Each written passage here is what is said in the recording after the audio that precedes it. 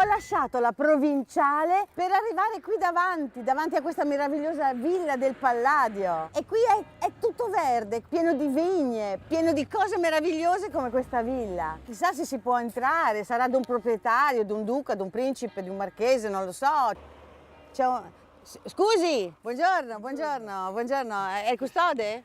Sì, si della può dire villa. che sono il custode. Non è che si può visitare la villa? Certo che si può visitare. Ma La dai! villa è aperta al pubblico. Magnifico! Slow tour per le ville venete!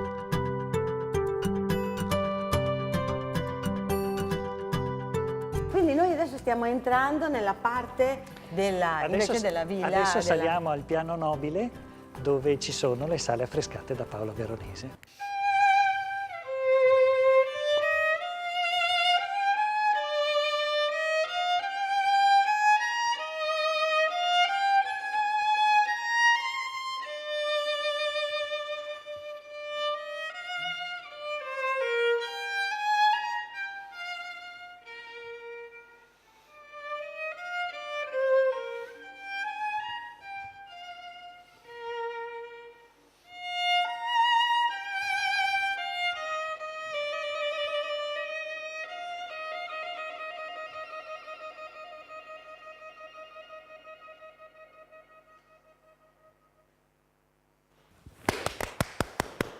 Sa che è veramente bravino? Veramente? Il maestro Lucio De Ganna è il primo violino dei solisti veneti.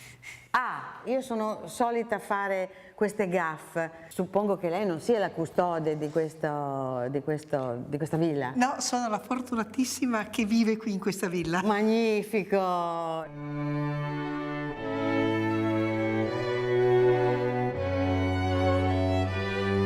Noi siamo dentro una struttura e poi c'è un'architettura disegnata, Esatto. no? Però che ha delle finestre che ti mostra dei paesaggi all'esterno e ci sono le divinità che sono rappresentate in statue e poi sopra c'è l'Olimpo. Sì. I personaggi dell'Olimpo hanno dei visi molto realistici. Sì, non sono dei visi astratti, È vero? sono dei ritratti. È come se i proprietari, lo stesso Palladio e tutti quelli che hanno partecipato a costruire questa cosa meravigliosa, questo tempio, si fossero voluti immortalare nei visi degli dei, no? Sì, infatti.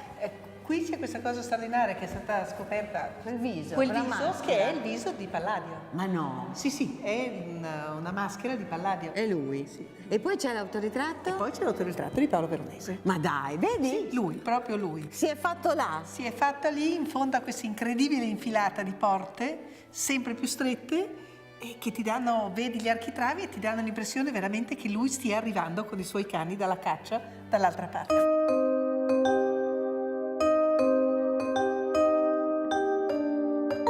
E quindi abbiamo il piacere di fare la conoscenza. Questo è il signor Paolo Veronese.